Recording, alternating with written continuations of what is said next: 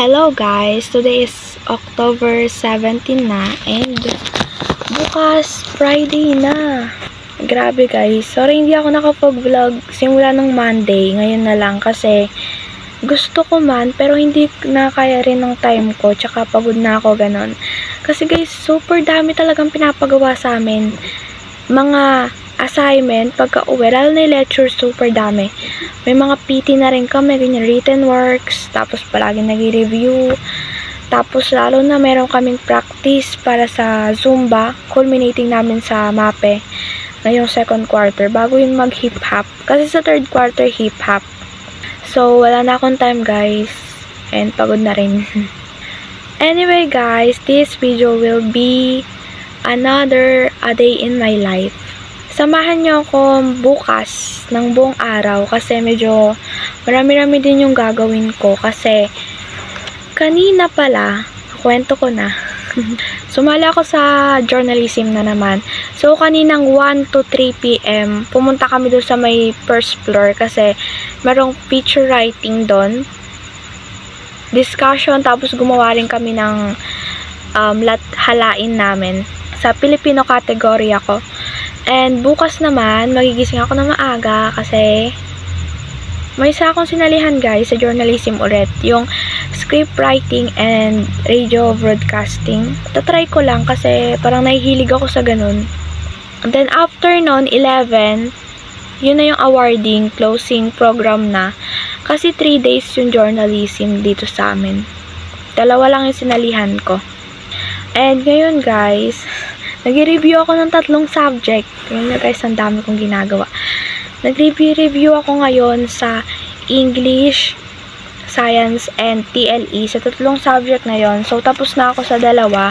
And ngayon naman, TLE. Grabe, napakadami namin talaga guys ginagawa. Kaya tuwing weekend na lang ako nakakapag-upload. Kasi doon na lang din ako nakakapag-edit guys. Tingnan nyo, na-stress na yung mukha ko. Hindi na ako fresh tignan. Pumapet na rin tong pisngi ko, guys. So, guys, ayun, mag-review lang ako sa TLE ngayon. Mag-11 na. Tapos, gigising pa ako bukas ng maaga. So,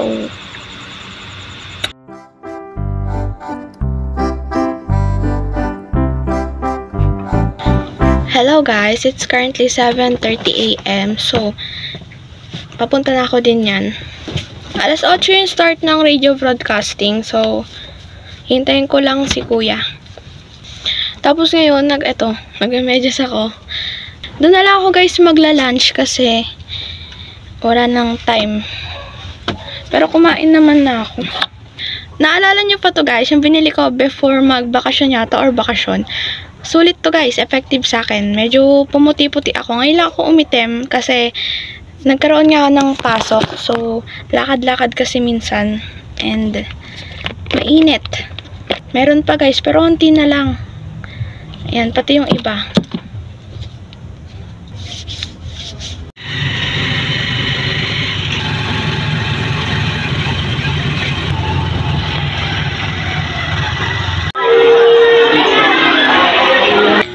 Hello guys, it's currently 8:56 PM. So,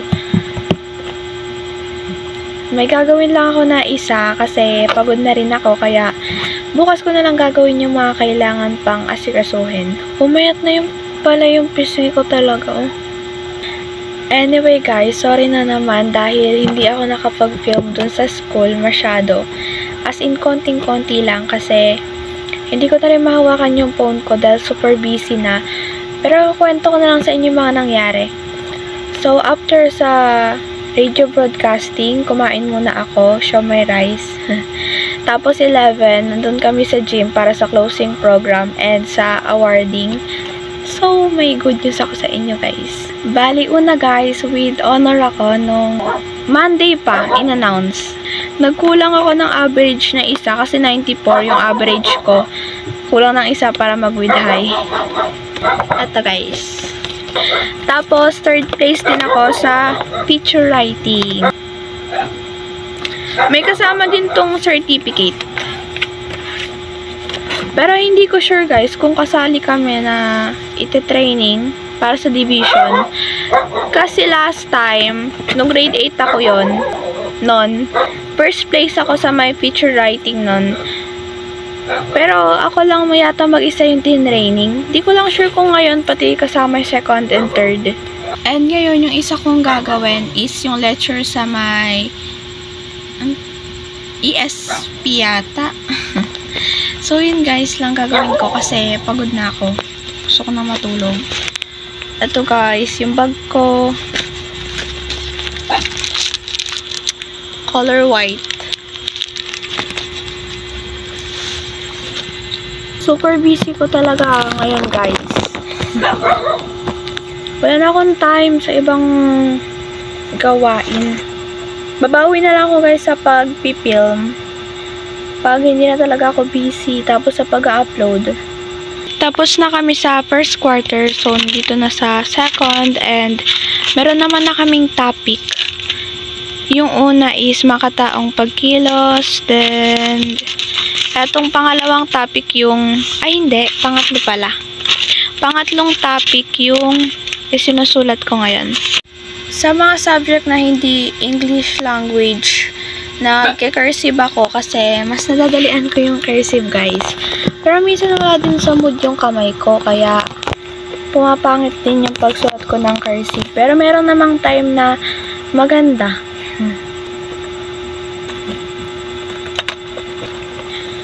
Eto lang pala. Alam nyo guys, gusto ko na magkaroon ng academic break. Sana magkaroon kahit isang linggo lang. Masyadong maraming pinapagawa.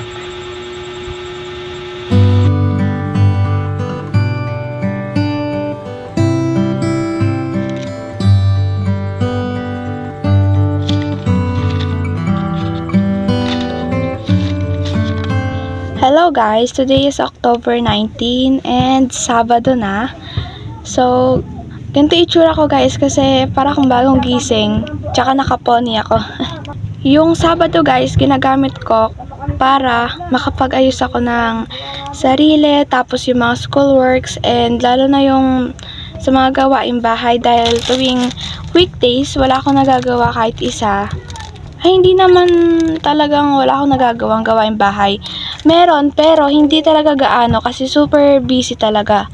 Kaya guys, papakita ko sa inyo kung ano yung kalagayan dito.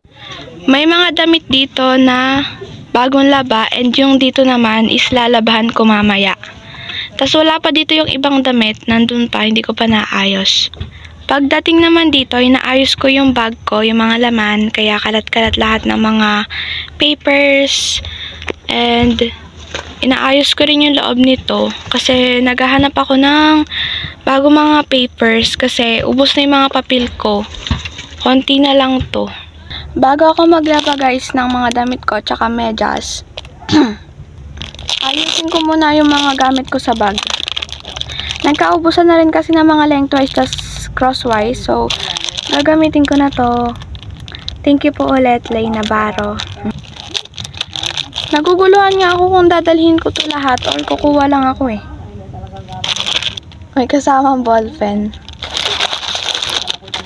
Kukuhanin ko na tong long pad guys. Tapos yung lengthwise meron pa ako pero yung ganito.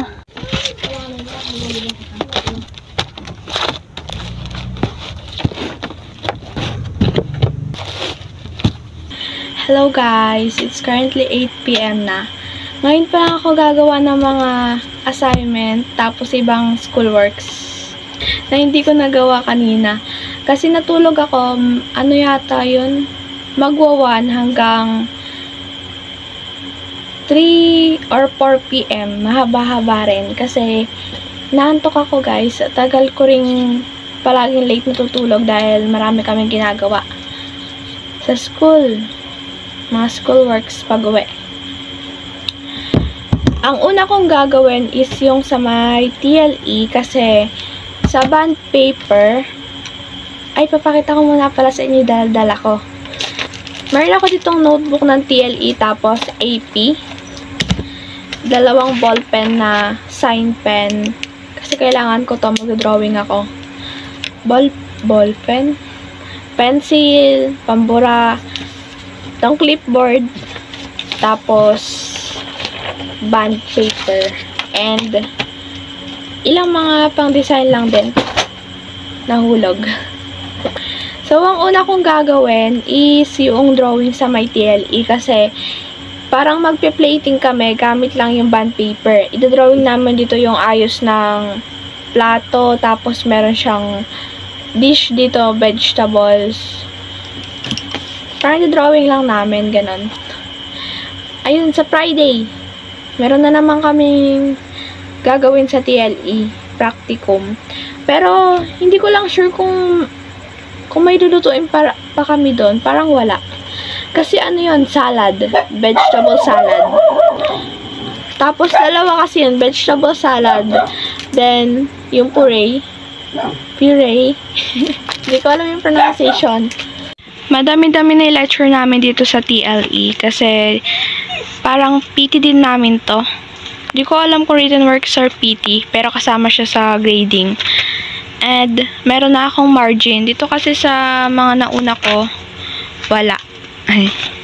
Pero dito meron. Bawal na yung walang margin. Sa vegetables kami ngayon. Yan. So, mag-start na ako guys dito sa drawing para sa TLE. Lalagyan ko pala muna to ng border tapos pangalan. Nagkaroon kami guys ng new seating arrangement. Buti na napunta ako dun sa may mahangin. Kasi nung nakaraan, nandun kami sa side ng walang masyadong electric fan, tsaka medyo mainit. Wala pala kaming naging practice ngayon kasi maraming hindi rin pwede. Tsaka wala rin sa akin maghahatid. Medyo malayo din kasi nag-practicean namin. Hindi ko lang alam bukas. Pero hindi ko alam kung pupunta akong meron bukas kasi nakakapagod.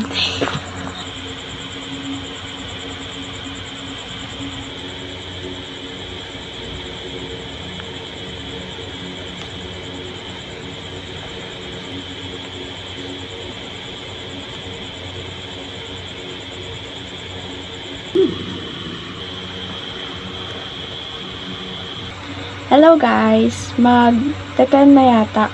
So, natapos ko na yung drawing. Pero hindi ko alam kung ito na yung final ko kasi hindi ko alam. Parang hindi ko siya bet ng onte. Pero wala na kasi akong bond paper. Tada!